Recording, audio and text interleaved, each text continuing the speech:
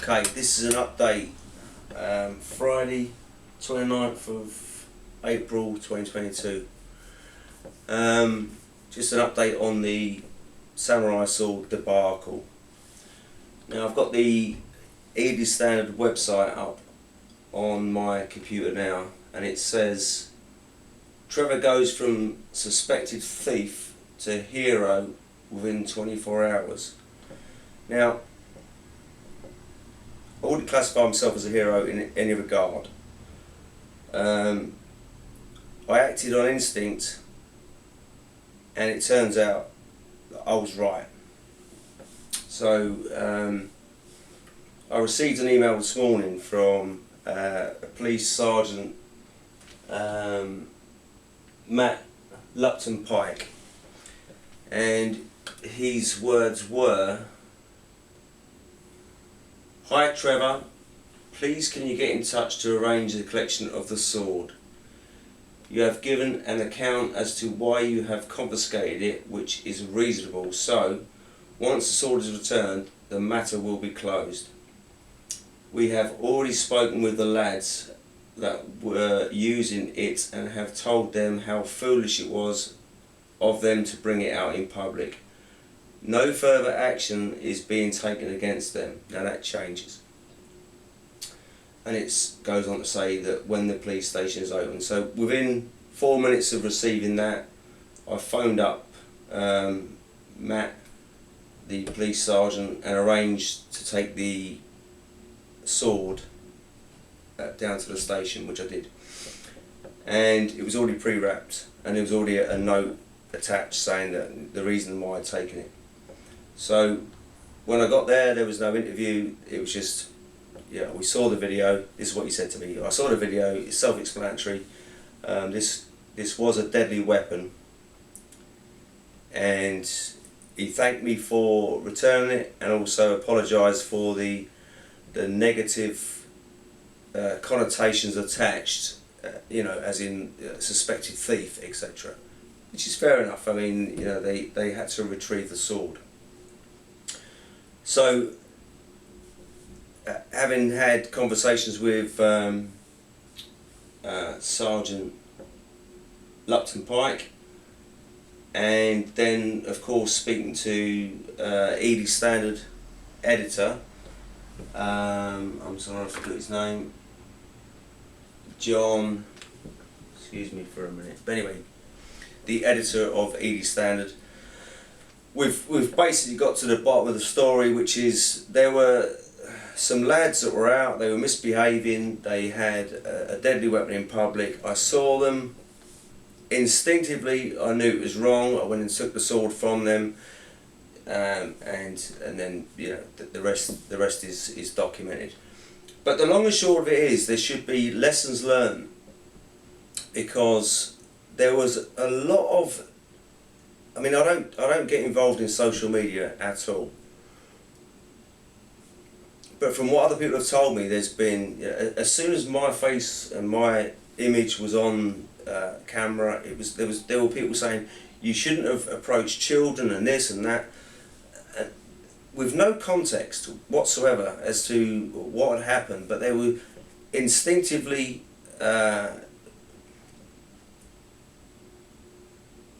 driven to put their opinion down without any context or any reality of the situation as it was. The reality is this: there were some unruly lads with a deadly weapon for at least half an hour in broad daylight in public, behaving menacingly with it. They'd been told by at least 2 adults that what they were doing were wrong. They paid no regard to that, and then by the time I saw them, they'd unsheathed and resheathed this weapon, and I decided I was going to take action. And it wasn't, I'm by no means a hero whatsoever. I mean, the paper says went from suspected thief to hero. Not at all. I'm an ex-soldier, and I'm a father, more importantly. And like I said in my previous video, these things can go wrong really quickly. If you've got a deadly weapon and you've got young people with, that are inexperienced and full of hormones and all the rest of it, then things can go wrong quickly. And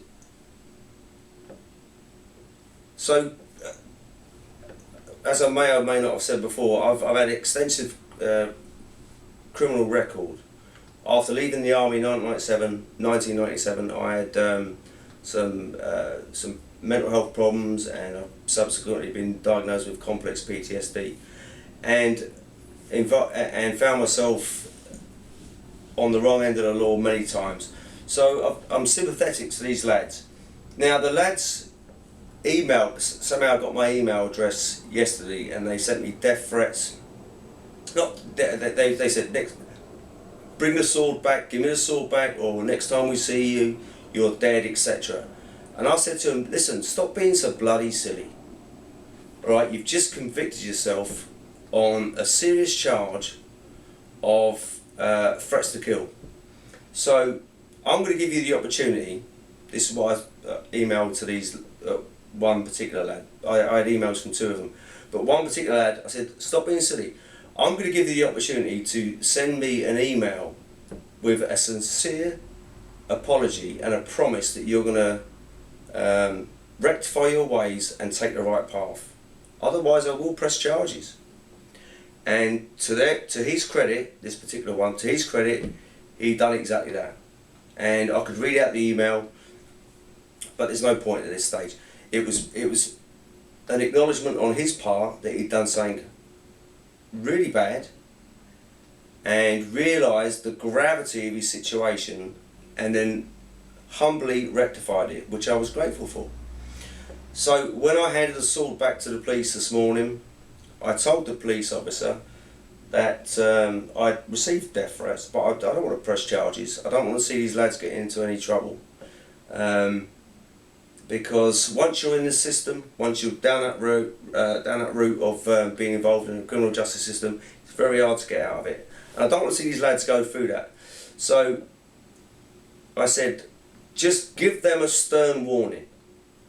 Tell them that what they've done, just out there on the street, was completely irresponsible, and also threatening me as well was completely irresponsible and criminal, and that the consequences for that are potentially life-changing. So I had a conversation with the editor of Ely Standard earlier, who said to me, this is unbelievable, I've had this update from the police, they've received the sword back, there's no charges against me, and they've acknowledged this is a weapon, and they are taking action against one of the lads for having a bladed weapon out in public. Now it's unfortunate, because I don't want to see the lads in trouble. They're good lads. I know they're good lads, and I will stand in their corner if necessary, because and I will produce the emails in their defence, because I think they're genuinely remorseful. But they will be taught a lesson, and hopefully they'll learn from it. But also I think other people should learn a lesson that don't just see a story and accept it as what it is. There were so many people with negative comments towards me as somebody who was approaching children or stealing things from children, all that sort of stuff. Wait for the bigger picture, because you can save yourself the embarrassment of looking foolish after the fact. And on that note, put that to one side. Anyone, now I've got a sort of an audience of, several hundred, I'd like also people to look at what is going on in the world regards to Ukraine. I know it's a completely separate subject, but we are being lied to. We're being misled by the news conglomerates. this Ukraine scenario, people should look into it, watch my other videos that are on my channel, and look at the relevance of Victoria Nuland, her involvement in the coup of the 2014 coup, the Maidan coup, the overthrow of the elected president of Ukraine, and the installation of the puppet president Zelensky, the comedian Zelensky, who played 3 seasons as a comedian playing the president of Ukraine before he became the president of the Ukraine.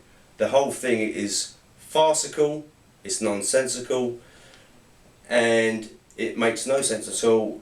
So just on the same note as not believing the first thing you hear and using your own brain and using a bit of initiative, think about what you're being told, how you react to it,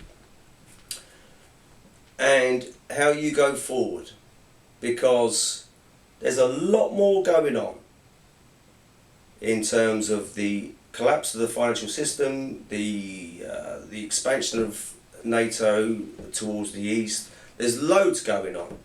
This is just a snippet. This is just one example. This is my life. I was looking out the window. I got myself involved in a situation. One minute I'm a suspected thief. Next thing I know, I'm being vindicated as someone who's taken a weapon off the streets. And this is how quickly things can move. So you have to use your own brain, your own initiative, and use your own individuality. Don't listen to what other people are saying. So there's not much else to say, I think. Like I say, I've been vindicated. Ely Standard puts me down as from suspected thief to hero. Not at all. Just, I'm thankful that the cards fell where they did, and I made that video demonstrating the lethality of that particular item that I'd taken, and it's all worked in my favour. Now sometimes it doesn't work in your favour. Sometimes you can do the right thing and you can be convicted for something you haven't done, and sometimes you do the wrong thing and you're not convicted, and I've had both experiences. I've been convicted for things that I didn't do, and I've got away with things that I did do. But this is a process of going through life and learning.